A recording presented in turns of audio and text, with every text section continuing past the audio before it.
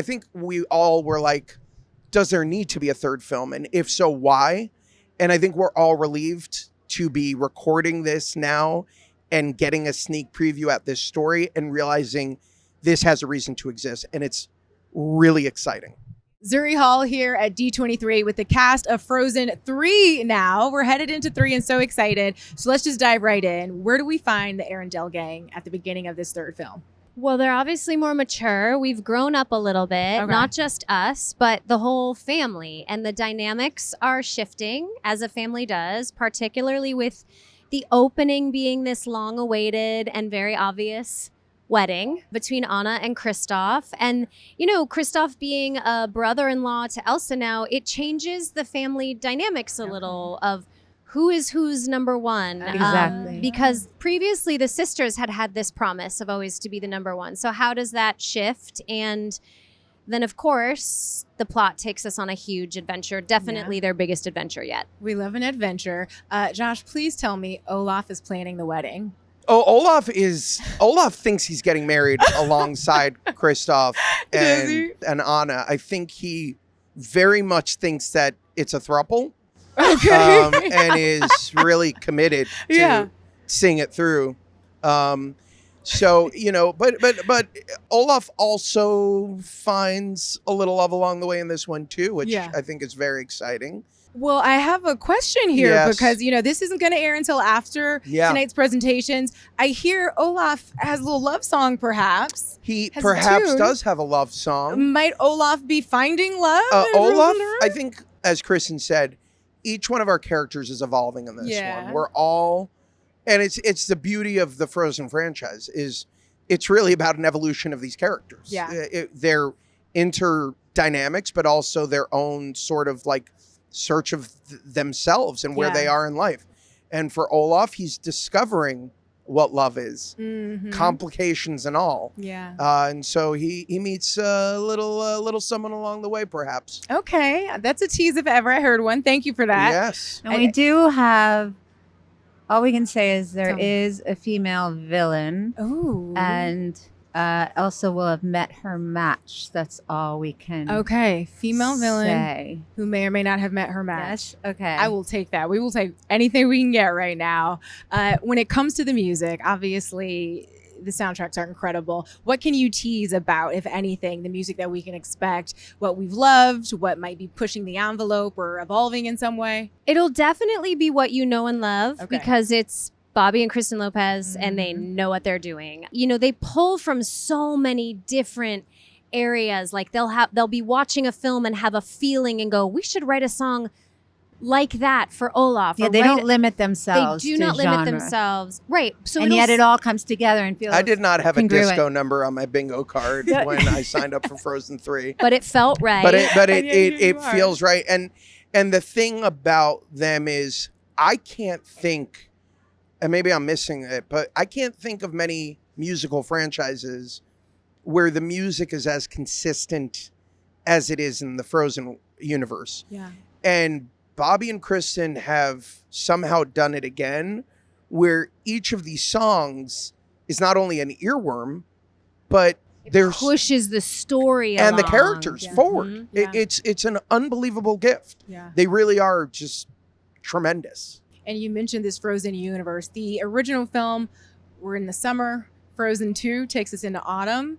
Might we be exploring a new season? Care to share which? Well, we will explore what the Northern Lights actually mean. And they do expose us to a new adventure, a new land where things are not as they are in Arendelle. Okay. I will also say, I think of the Frozen films, this really lives up to the title, this one. Yeah. It really lives up to the title. It is. Yeah. We are going in Tundra It's not called land. Spring. Yes. we are in Tundra land. Can confirm. Not called Spring. Copy that. Good to know. We're asking everyone about their sort of VO booth preferences, right? Like when you're in there, when you're voicing your roles, what does the setup look like for each of you? Some people are really particular. Some people are like, give me a mic, I'm good. Do you guys have particular setups when you're recording? First of all, I just think it's the greatest gig ever. Yeah. You know, something about being a theater actress, that sounds so pretentious. Coming from the theater, you know, we're used to like, once we're we hit it. Mistakes and all, we got to go. And That's there's it. the train keeps going. So there's something wonderful about being in the studio and being able to play with our voices and try so many different choices. And it's just really liberating. Yeah, that's so interesting because you often hear, theater actors talk about how in the moment that mindfulness, that presence is the gift. But to also hear you say there's something really special about the opposite, which is we can play, we can try it again, we can throw something to the wall and see if it sticks. I always think of the booth as the closest thing to that feeling I had as a kid playing with toys. Yeah. And like doing the voices of all my G.I. Joes. Yeah. And like it's this sort of like sandy little playground that you're in, and you get to use your imagination, and as an actor to use nothing but to have the limitation of using nothing but your voice to bring a moment to life is exhilarating and scary at the same time, because you're whatever that line reading in is going to have to inform hundreds of animators to bring it to life. And so it's really a trust exercise, because you're sort of like giving but the tiniest part of this journey of an animated film, where it takes so many people to actually give life to your character frame to frame. But you're the cue, right? You are the cue. That's what excites me the most as well, is that I have one tool to play this character, because I can't raise my eyebrows. I can't smile big. They're never going to see that. That's kind of up to some other people. But I set the tone. Although the animators are inspired by you and Yes, your that's body true. language. They're always because we're videotaped every single time, and they follow us really well. But I always get excited to go in and say, okay, I have one tool, but I have a lot of data. I can gather a lot of data. So I go, how big is the room I'm in? I need to see pictures of that, or I need you to tell me it's a ballroom, it's a bathroom. How close am I talking to someone? What's the proximity? Are they across the fjord or are they right next to me? And then I'll plan in my head, with playing around with takes, where I put my breaths, how much voice I use, because all of those little things, especially breaths, when you place that within the line, it changes how the animator is going to make your face move. Yeah. So there's a lot to play with, and it's very interesting and kind of nerdy, and I love it. I do too. No, it's so fascinating and nerdy in the best way. I mean, to hear it broken down like that, there's so much obviously that goes into it, but seeing it from your perspectives is just so interesting. Obviously this is such a massive franchise. When you first signed on to where we are now with the Frozen universe, did you ever imagine, and what does it mean to be a part of such a legendary Disney franchise? Do you guys remember that the first time we saw Frozen together? In the theater, in that at theater, Disney, I don't know what I thought I was making, but I think we all looked at each other and were like, oh, this is special. This is really special. And I think it's one of those things where I still don't quite understand how Frozen is what it is, but I know it continues to be special. And I can't ever figure out what people ask us all the time, what's the magic sauce?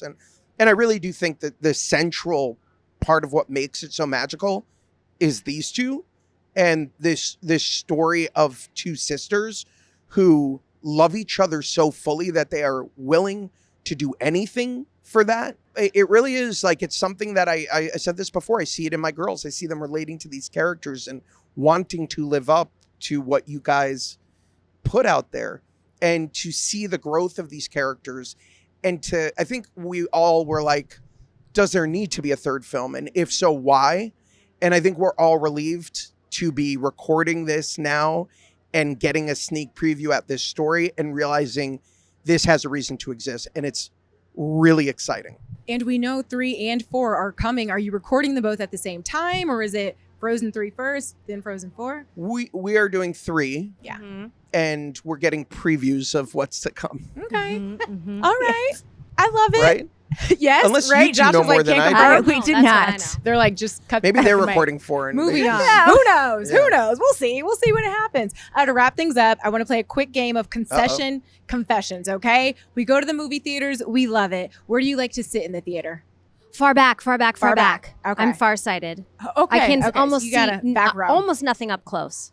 Josh, Idina? I'm always middle. Middle. I love Okay. sitting middle, about 5 rows in from the aisle, but like buying that aisle seat so I can get out if I need I'm to. with you. I on like that to one. sit in not the really close ones, but the one that has the bar, nobody in front of me, so I can put my legs up. Oh, that's a good one too. Oh, well, you guys never have to fight over movie No, seats. we You're really all in don't. completely different areas. What is your go-to movie snack? Raisinets. Yeah, Raisinets, and I throw them in the popcorn. Yes. Okay. So do I. Benjamin Brass was Raisinets also. love Yeah, Raisinets. really good. Kristen? Yours? I'm just the largest Diet Coke possible. Just a Diet Coke. Yeah. Just give me No a Diet food? Coke and let's call it a no day. food because I can't. I don't do well with sugar, and then I'll just Popcorn? be like too jazzy on that. No, I don't Fair. like popcorn. It's such a Pavlovian thing for Don't me. like I cannot see a movie without having popcorn. I You understand know what's it. funny though? I never drink soda unless I'm at the movie, That's and then what I I mean. always get a And Diet then Coke too. anything Because when you were goes. little, not so Yes. little, but my parents let me drink soda. Yes. So yeah. I love it. Lastly, most iconic, memorable movie going experience. Was there something you saw in theaters, a movie that just stayed with you? Oh, I remember seeing Titanic. I was gonna say Titanic too. Whoa! I saw Titanic 6 times in the theater. Really? Yes. I didn't see incredible. it 6 times, but I remember seeing it with my mom, and both of us were kind of like our jaws were hanging open at the end, and we were so tear-soaked that we sat there for like 5 extra minutes just Processing. taking in what happened to Jack and Rose. And then the whole ride home was like silent because we were processing. Now, since I can't use Titanic, I will say that similarly, Jurassic Park. Oh, Seeing Jurassic yeah. Park in the theater at like 10 or 11 years old and being like, wait, how did they bring dinosaurs back to life? Yeah. Was like one of those experiences where I was just like, okay, movies can do anything. Yeah. Like this is like a Wow. game changer. Mine Yeah. was E.T. E.T. Oh, I great love one. that. The best. Classics. Top to bottom. Thank you all so much. Congratulations Thank on you. Frozen Thank 3. you. We're Thank excited you. to watch.